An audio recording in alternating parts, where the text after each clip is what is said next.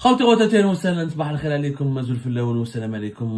que vous allez bien, j'espère que vous vous portez bien, j'espère que tout se passe bien pour vous. Nous sommes le 28 avril 2024.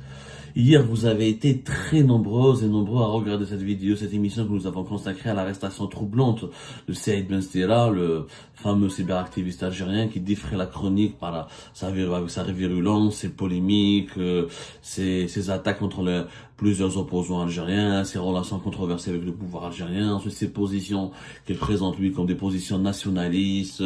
Saïd Benstira est un personnage, effectivement, est un personnage qui défrait la chronique depuis plusieurs années sur les réseaux sociaux et sur Internet. Il a beaucoup de partisans, mais il a beaucoup de détracteurs.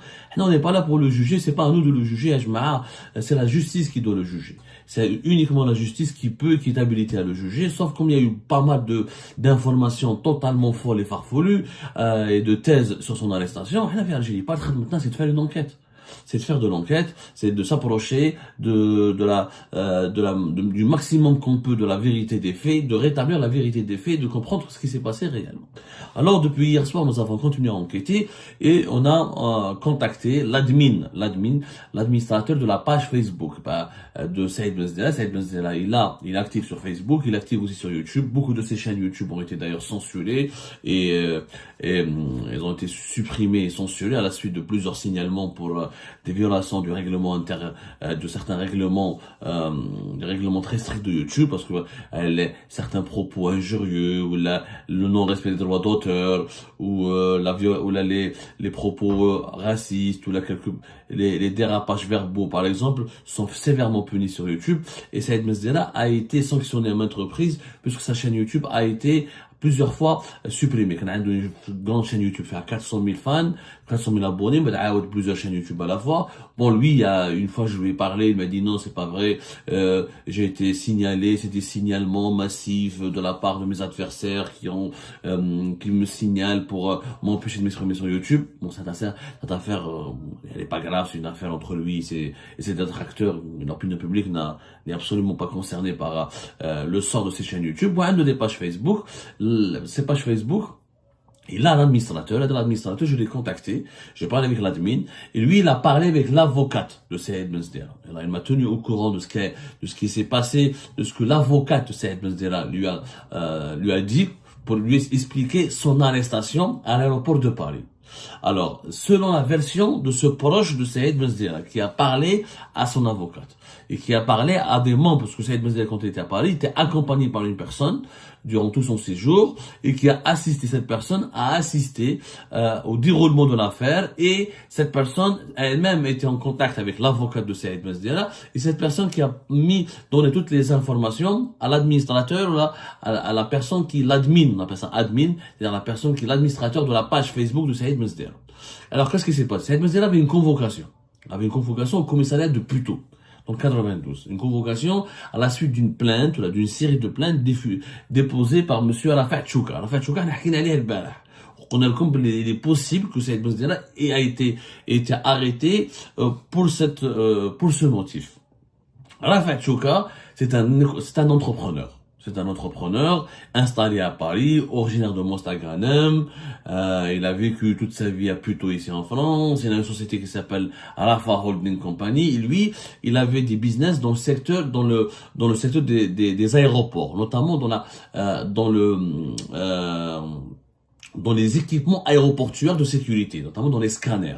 Il représentait une société espagnole en Algérie. Cette société espagnole avait décroché un important contrat en Algérie pour équiper le nouvel aéroport d'Oran d'un certain nombre de scanners. Moi, je l'ai connu, c'est Arafat Chouka, un jeune fort intéressant, il avait des ambitions, etc. Il a un marché qui était intéressant, il a rencontré pas mal de blocages. D'ailleurs, nous, l'affaire de l'aéroport international d'Oran, nous en avons parlé à maintes reprises. On l'a dénoncé à maintes reprises, ces blocages, etc. Mais bon, Saïd Benstira, ils ont fait apparemment un partenariat. D'ailleurs, Saïd Benstira l'a reconnu plus tard. Un partenariat, c'était entre 2022 et 2023. Saïd Benstira aurait intervenu pour lui débloquer son marché au niveau de l'aéroport international d'Oran. C'est ce qu'en tout cas a prétendu Saïd Benstira dans plusieurs de ses vidéos. Parce que même Darbo Binetom, Arafat Chouka, ou Benstira, Saïd Benstira se sont disputés. Darbo Binetom, il y a un business entre eux. Ils ont créé apparemment une société entre eux, une société commune en Espagne. J'ai pas pu approcher M. Arafat Chouka pour avoir sa version. On va essayer de l'approcher. Plus tard. Mais bon, l'affaire, il y a un différend, il y a un conflit commercial et personnel qui a éclaté ensuite Ben Arafat Chouka ou Saïd Mesdera. Ils étaient partenaires, ils ont voulu faire du business ensemble. Ensuite, ils se sont pas entendus. Il y a eu un conflit personnel qui a éclaté. Sauf que Saïd Mesdera a occupé un studio à Paris, un logement à Paris qui appartenait visiblement à Arafat Chouka. On va l'appartement.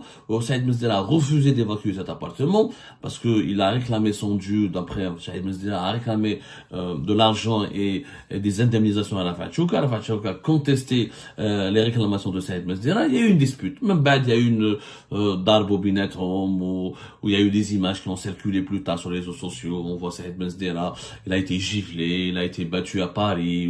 C'est un conflit personnel. Et chacun des deux parties a déposé une plainte contre l'autre. Arafat Chouka a déposé plainte contre Saïd Mesdera, selon nos informations, parce que Saïd Mesdera a continué d'occuper le logement de Arafat Chouka, il a continué de l'exploiter, et il aurait utilisé ses affaires personnelles. Voilà. Le logement et des affaires personnelles de Arafat Chouka. Il y a eu des plaintes qui ont été déposées dans ce sens, comme Saïd Mesdera a déposé aussi des plaintes contre Arafat Chouka. Donc d'après l'entourage de Saïd Mesdera, c'est que les services de sécurité, il y a une descente policière dans le domicile dans l'ancien domicile de Arafat Chouka qui était occupé par Saïd Mesdera. Les policiers ont cherché Saïd Mesdera, ils ne l'ont pas trouvé. Et lui, il avait une convocation au commissariat. Comme lui, il habite Londres, il est établi à Londres, certainement la police française n'a pas son adresse à Londres, elle a laissé une convocation à Paris à Puteaux, il s'est pas présenté à cette convocation. Ensuite, quand il y a eu la descente, quand la police est venue chercher Saïd Mesdera dans ce logement, c'est un appartement à Puteaux, ils ont trouvé une personne. Cette personne, apparemment, elle faisait des travaux, il leur a dit, moi j'ai pas de contact avec Saïd Mesdera, mais je vais transmettre l'information à la personne que je connais. Donc il a transmis l'information à Saïd Mesdera, les policiers sont venus le chercher. Il a contacté son avocate est partie dans un commissariat, sauf que apparemment son avocate se serait trompée. Elle n'est pas partie dans le bon commissariat qui recherchait Saïd Mesdera pour l'auditionner. Elle est partie dans un autre commissariat. Et dans cet autre commissariat où elle est partie, ils lui ont dit, nous, on n'a pas de plainte contre Saïd Mesdera, on n'a pas d'affaire, on n'est pas recherché chez nous, on le connaît pas. Donc, Saïd Mesdera n'a pas pris l'affaire au sérieux, il a dit qu'il n'a pas compris. Alors, au moment où il est parti à l'aéroport hier, le 27 avril 2024. À ce moment-là, les policiers l'ont recherché une nouvelle fois, parce que celui qui a déposé plainte contre lui, Arafat Chouka, a relancé les services de sécurité en leur disant qu'il est présent à Paris, etc., qu'il fait des vidéos depuis mon logement, etc., qu'il fait depuis mon local, etc. C'est possible, il est toujours là, vous pouvez l'interpeller, ou là. Certainement, d'après ce que nous avons compris, la police a été relancée par le plaignant. La police est repartie à la recherche de Saïd Mesdera. Là, il trouve une connaissance à lui dans le logement de Puteaux.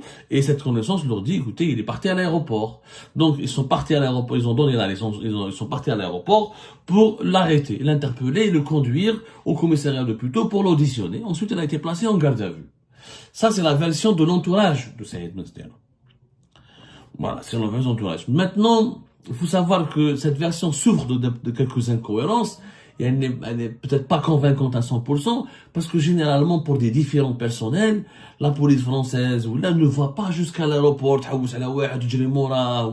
elle lui laisse des convocations, s'il ne répond pas à une deuxième, troisième convocation, ensuite, elle parle avec le juge. En fait, quand nous avons approfondi notre enquête, nous avons compris, nous avons